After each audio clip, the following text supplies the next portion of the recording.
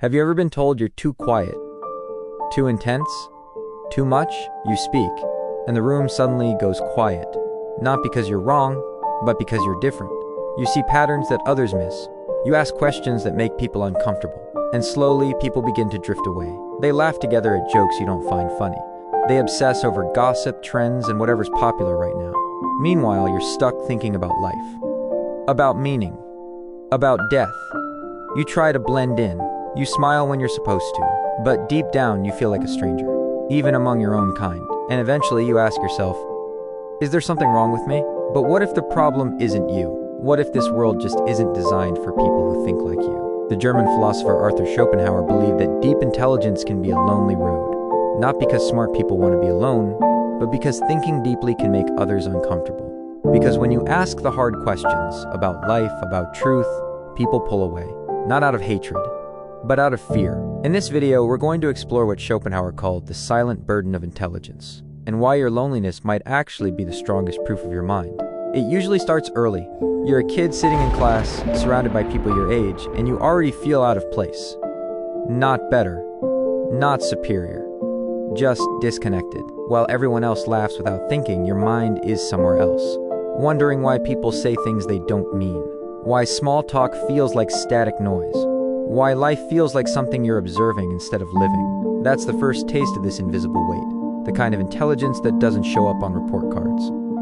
Not grades, not medals, but awareness, the kind of intelligence that notices contradictions, sees through the surface, and struggles to just go with the flow. And as you grow older, that disconnect only gets stronger. You find yourself holding back in conversations. You've learned that being too honest can make people uncomfortable, that asking why too many times can kill the vibe. So you nod, you smile, you play along, not because you're fake, but because you've accepted that being understood is rare. Some people start to see you as distant, arrogant even. But you're not. You're just tired. Tired of trying to explain things no one wants to hear. Tired of watering yourself down to make others feel okay. Here's the strange paradox. Society claims to love intelligence. We praise geniuses. We post quotes by Einstein and Plato and pretend we admire depth. But in reality, in daily life, the truly intelligent often find themselves alone. Why? Because real intelligence doesn't just solve problems. It questions assumptions. It breaks illusions. It shines a light on things most people would rather ignore. You become too complex for small talk, too observant to relax, too reflective to just be chill. And that emotional weight, it adds up. You sit in rooms full of people but feel alone. You long for someone who can meet you at that deeper level. Someone who doesn't just hear you, but actually gets you. But that person never seems to show up. And you start to wonder all over again, is it me? That's the quiet tragedy. No one teaches intelligent people how to deal with this kind of loneliness. We're taught how to succeed, how to get good grades, how to build a career. But no one teaches us how to exist in a world that feels emotionally out of sync with our minds. So you adapt, you become a chameleon. You learn how to blend in. You smile more. You speak less. You simplify your thoughts, not because you want to, but because every time you've shared your truth, you paid the price. But over time, that silence builds. A quiet sadness, a longing, a question. Am I the only one who feels this way? You're not. That quiet discomfort, that sense of not belonging, it's not a flaw. It's a signal, a sign that your mind is wired for depth in a world obsessed with the shallow. Schopenhauer saw this centuries ago. He didn't just understand your pain, he predicted it. There's an unspoken rule in society. Don't question too much. Don't challenge the script. Don't disrupt the vibe. Just agree with whatever the loudest person in the room is saying. This is what Schopenhauer called the herd instinct. People, by nature, want to fit in, not because they're dumb, but because conformity feels safe. Thinking independently? That's risky. That's dangerous. And that's why truly intelligent people are often feared, not because they're smarter, but because they won't follow the herd. When you start asking why, people get nervous. When you challenge the norms, people get defensive. It's not rational. It's psychological. Everywhere you go, school, work, even social gatherings, there's a quiet pressure, fit in or be cast out. And intelligent people, almost by default, resist that pressure. Not to rebel, but because they can't help but be curious. And here's the bitter truth. Society does not reward that. We say we want innovation. We say we love out-of-the-box thinkers. But in practice, in classrooms, students who obey without question are rewarded. The ones who ask too many questions, disruptive. At work, people who keep the peace are promoted. The ones who ask uncomfortable questions about broken systems, labeled difficult. Even online, where supposedly all ideas are welcome, the content that gets rewarded is simple, loud, emotional. Not nuanced. Not thoughtful. Not deep. So what happens? The truly intelligent? They hide, they shrink. They put on a mask just to get through the day. Until eventually, the world gets exactly what it wants. Silent brilliance. Genius buried beneath anxiety. Insight hidden behind self-doubt. Truth unspoken because it's never welcomed. This is the great irony. Society says it wants intelligence, but only the kind that's comfortable. The kind that plays nice. The kind that doesn't make anyone think too hard. But real intelligence? It's raw. It's messy. It doesn't fit into hashtags or slogans. It doesn't flatter egos. It confronts them. And that's why it gets pushed away. To be truly intelligent is to be misunderstood, to be feared, to sit in a room full of people and know, deep down, that most of them are lying to themselves and each other. And when you see through the game, you stop playing. And when you stop playing, you stop belonging.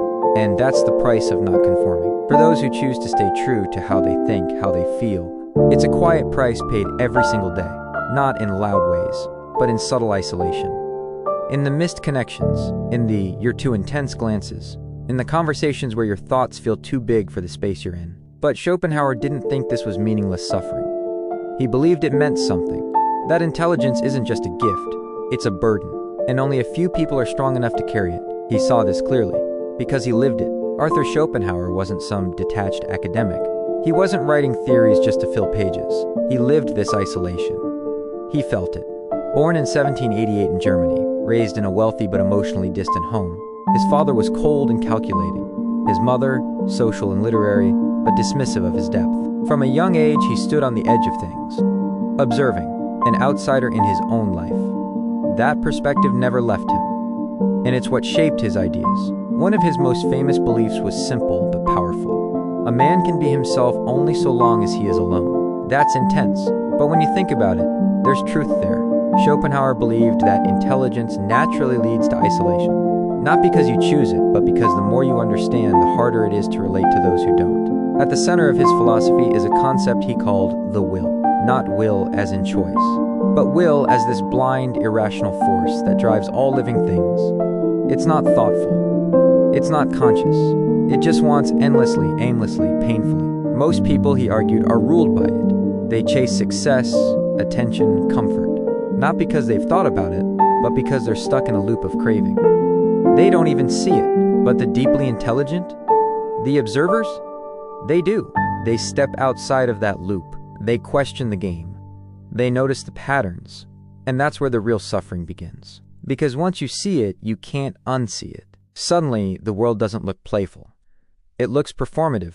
You can't enjoy small talk the same way. You can't laugh at things that feel hollow. You can't unnotice the contradictions. It's like you're at a party, but you're not really at the party. You're watching it from behind glass. Schopenhauer put it like this: the more unintelligent a man is, the less mysterious existence seems to him. In other words, ignorance isn't just bliss. It's belonging. When you ask big questions about death, about purpose, about morality, you remove yourself from the tribe. Not because the tribe hates you, but because they don't understand what you're seeing, what you're feeling. Schopenhauer didn't hate society. He just believed that society has a different purpose than solitude. Society is about entertainment, about connection, about fitting in.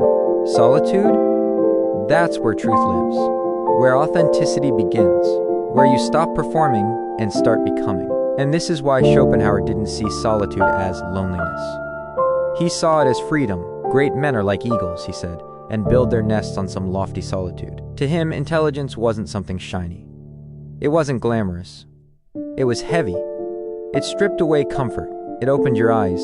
And once they were open, you couldn't go back. But here's what made Schopenhauer different. He didn't tell people to give up. He didn't say life was hopeless. He said, turn the pain into philosophy. Turn your alienation into insight. Turn your disconnection into creativity.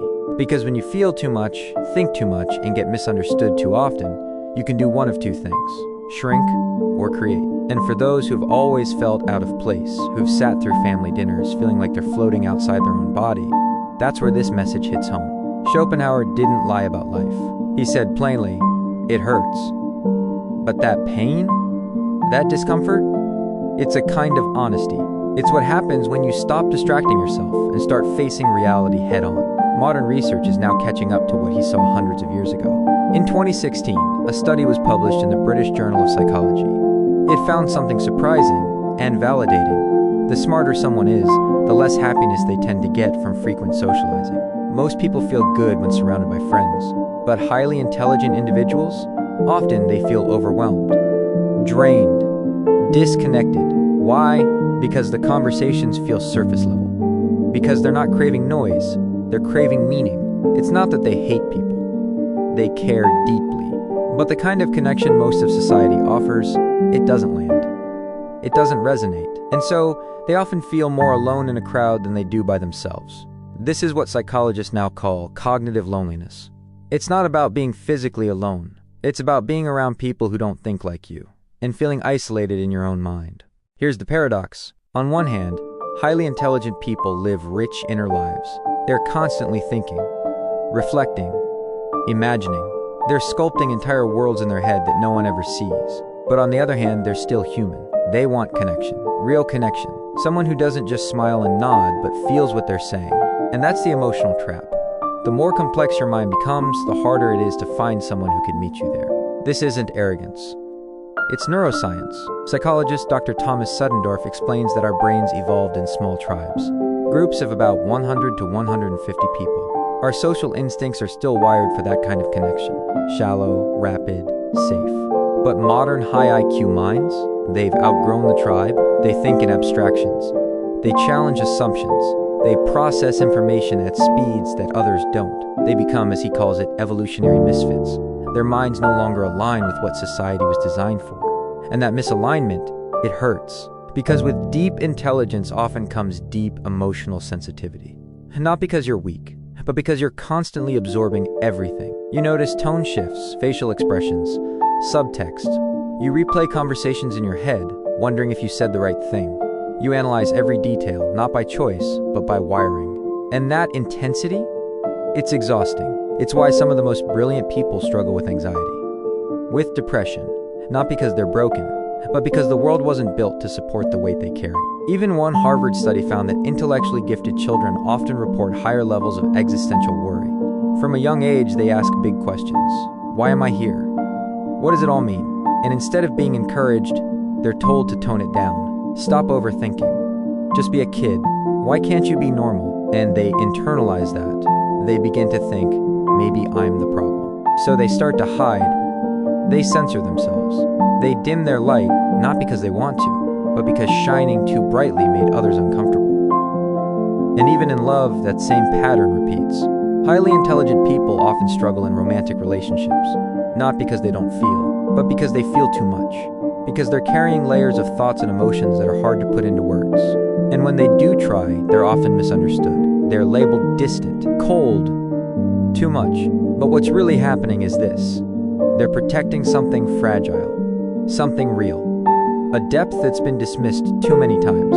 It's not that they don't want love. They just know most people fall in love with the idea of intelligence, not the emotional reality that comes with it. Psychologist Kazimierz Dabrowski had a name for this: overexcitability. It's a kind of heightened sensitivity in 5 areas: emotional, intellectual, imaginative, sensory, and psychomotor. In simple terms, smart people feel more, think more, suffer more. And while that fuels creativity, insight, and even genius, it also deepens the gap between them and the world around them. But here's the twist no one tells you. Loneliness isn't always a sign that something's missing. Sometimes, it means something is unmatched. A mind that sees through illusions. A heart that won't settle for shallow. A soul that seeks meaning over comfort. That kind of person will always feel a little out of sync, not because they're failing, but because they're tuned to a different frequency. So if you've ever felt this aching disconnection, this longing for something real, it might not be a curse. It might be a signal, a sign that you're one of the few who are not just alive, but truly awake. Now, here's the part we don't talk about enough. You might expect that intelligence brings admiration, and sometimes it does, at first. But often, it also brings something else. Something darker. Envy. And envy doesn't always show up with fangs. Sometimes it smiles. It hides behind compliments. It shows up in the subtle ways people pull back from you. Not because you're cruel or arrogant, but because you accidentally expose something in them, their own insecurity. You walk into a room, speak clearly, think critically, and some people don't hear you. They hear the voice in their head, the one that says they're not good enough, not smart enough, not enough. And instead of facing that feeling, many people do the easiest thing. They blame you for triggering it. That's where the Dunning-Kruger effect comes in. It's this cognitive bias where people with low ability overestimate their competence. Why? Because they don't know what they don't know. So when a genuinely intelligent person walks in, that illusion of competence shatters. And instead of growing, many people choose to defend the illusion. They call you arrogant, dismissive, thinks they're better than everyone. But the irony? You never said any of that. Their ego did, because intelligence doesn't just challenge ideas. It challenges identities. And in a tribal society, even a modern one, challenging identity is dangerous. Thousands of years ago, survival meant fitting in. Thinking differently could get you exiled. And those old instincts, they're still in us. That's why people get uncomfortable when you think too deeply, question too much, or don't play by the unspoken rules. History proves this. Socrates was executed, not for being wrong, but for being too honest. Galileo was silenced, not by science, but by power. Nikola Tesla died alone, his genius unrecognized. Alan Turing, who helped end World War II, was punished, not praised for being different. These weren't just personal tragedies. They were cultural patterns. Because when someone introduces a new truth, it also exposes the lies that others have built their identity around. And most people would rather destroy the truth than dismantle the lie. Even today, we still see it. Innovators are ignored in meetings. Thoughtful students are labeled as disruptive. Creators who challenge the algorithm are buried under noise. Why? Because intelligence without conformity is a threat. It raises the bar. It disturbs comfort. It makes mediocrity obvious. And for a society addicted to ease, that's unforgivable. But here's the final, liberating truth. You don't have to beg to belong. Schopenhauer's answer wasn't fake positivity. It wasn't just be happy. It was solitude, not as punishment, but as freedom. He wrote, intellectual superiority is marked by a propensity for solitude. Because once you stop needing the crowd to validate you, you become free. You stop shrinking your thoughts to fit into groupthink. You stop dulling your edges just to make others feel comfortable. You stop bending who you are to be accepted. And slowly, that solitude stops feeling like exile and starts feeling like home. It becomes a sanctuary, a forge, a mirror, a place where you stop performing and start becoming. This is what Schopenhauer meant when he spoke of the noble intellect. Not noble by class, but by depth, by vision, by courage. And it's not a path most people will choose, because it demands something most people fear. Silence, stillness, self. But if you can sit in that silence, really sit and face your mind without trying to run or numb or distract yourself, that's power, not because it makes you special, but because it makes you real. So don't fear the loneliness that comes with being intelligent. Let it teach you. Let it shape you. Let it set you free. If you've ever felt like your thoughts were too heavy, your questions too deep, your presence too much, hear this. You are not broken. You are not too much. You are just more aware. And yes, that awareness costs something. Loneliness, misunderstanding, rejection. But that pain, that tension, it's not a flaw. It's a sign that you see what others don't, that you feel what others can't, that you are what others fear becoming. So if they pull away, let them. Not because you're unworthy, but because you've stopped playing the game. Schopenhauer knew this well. He said the journey of the intelligent soul isn't clean. It's messy. It starts with confusion. Why don't I fit in? It moves through clarity. Maybe I was never supposed to. And lands in power. I don't need to. That's where loneliness transforms. From a wound into a mirror. A mirror that reflects your truth, your vision, your potential. Because from that height, from that solitude, you're no longer lost in the noise. You're above it. And if society still doesn't understand you, that's okay. You were never meant to be understood by the herd. You were meant to fly above it,